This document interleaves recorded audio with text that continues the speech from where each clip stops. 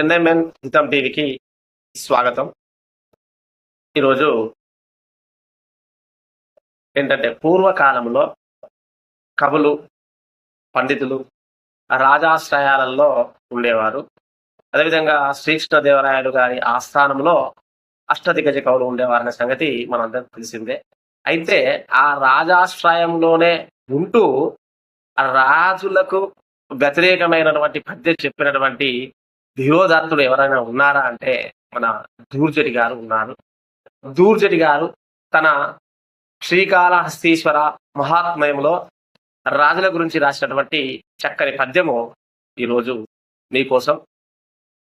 రాజుల్ మత్తులు వారి సేవ నరక ప్రాయంబు వారిచ్చునంబోజాక్షి చతురంతయానతురగీ భూషాదులాత్మవ్యధా బీజంబుల్ దదపేక్ష చాలు బరిదృప్తిం జందితిన్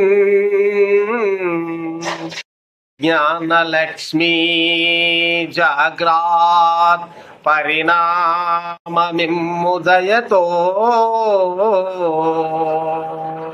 శ్రీకాళహస్తీశ్వరా అని దూర్జటి గారు తన శ్రీకాళహస్తీశ్వర మహాత్మ్యములో శ్రీకాళహస్తీశ్వరునితో మొరపెట్టుకున్నాడు.